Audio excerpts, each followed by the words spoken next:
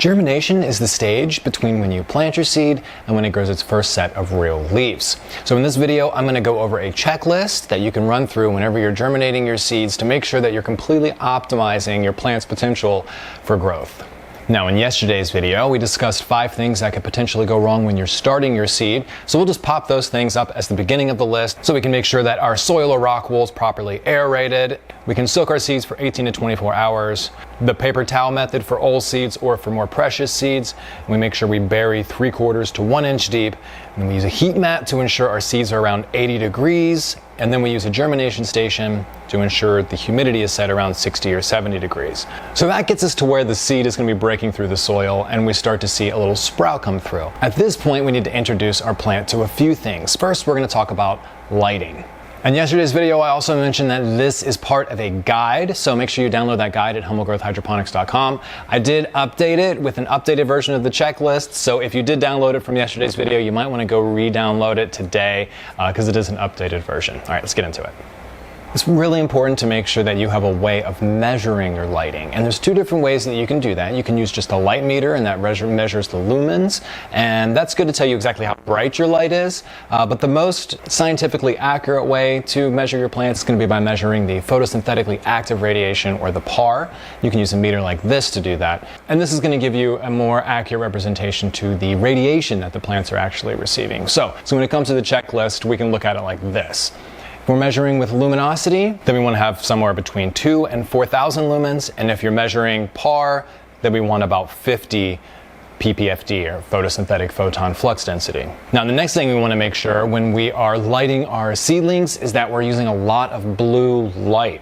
Blue and UVA light exclusively, I've noticed, give me the best results when I'm germinating my seeds. UVA is just like a black light that you can pick up off Amazon. I'll link this stuff in the description box as well. And you can just use a color changing light bulb for the blue part, because you'll actually be changing the color of the light as the plant grows. And the next thing to note on our checklist for lighting is that these lights should be left on for 24 hours during this stage. This might seem crazy, but when the seed is just starting like this and the transpiration pool hasn't started yet, there's no respiration happening. Everything is just being fueled by the seed itself. So photosynthesis isn't really driving the show yet. So you can leave that light on for 24 hours so that the plant grows up towards it and starts doing its thing faster. So once the plant shoots up and our first set of actual leaves have grown in, so the first leaves that grow in our plant are not its real leaves.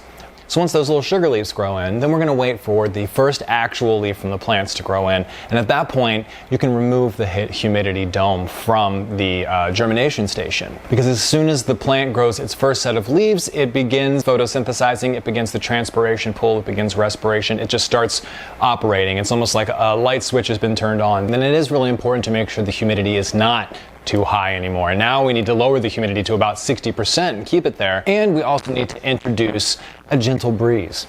This is going to move the more stale air from under the leaves. This is going to encourage the stomata to transpire, and this will increase overall photosynthetic growth. So we want to make sure the breeze isn't too intense, but also make sure it's giving the plant a little something to grow against, because it'll also make the plant stronger for it to have that little bit of a breeze. And like I said, you want to make sure it's not too strong. You don't want your plant to be, battling in the wind. You just want to see those leaves moving just ever so slightly at the top.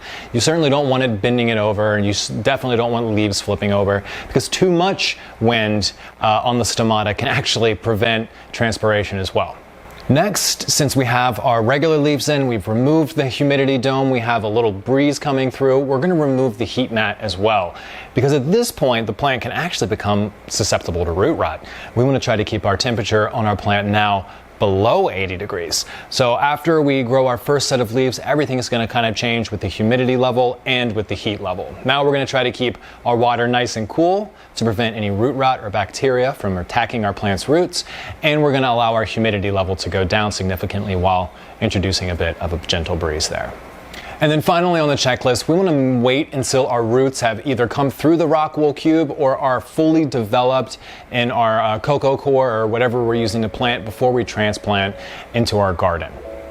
If you try to transplant before your plant is through that rock wool cube, you're not going to be utilizing your garden's full potential by not having the roots coming through, and you might notice some stunted growth in your plant. So I always recommend having the roots come through at least 2 inches before we plant it into our hydroponic gardens. All right, so make sure you download that checklist at humblegrowthhydroponics.com. I hope this has been helpful. I look forward to hearing about your comments below, and let's grow together.